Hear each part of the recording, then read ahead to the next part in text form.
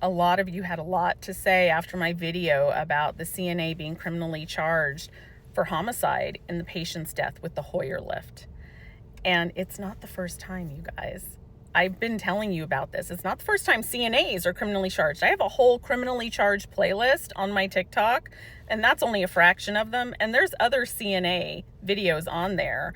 And it's not the first time that a Hoyer lift incident involving a CNA being criminally charged either.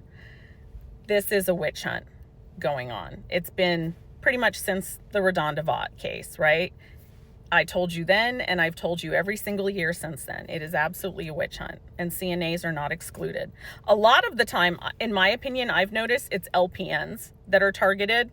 RNs are certainly not out of the mix at all, but it does seem to be a disproportionate amount of LPNs, especially in long-term care, but it's RNs, CNAs. Where's the docs?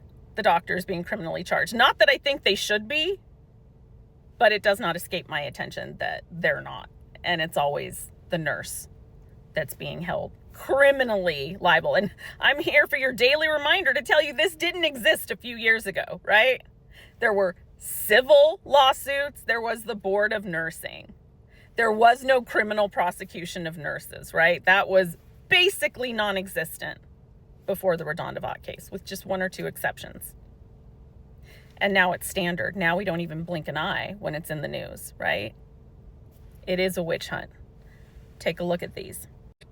A Michigan certified nursing assistant has been charged with neglect, second-degree abuse of a vulnerable adult, and falsifying medical records in the death of a 58-year-old skilled nursing facility patient.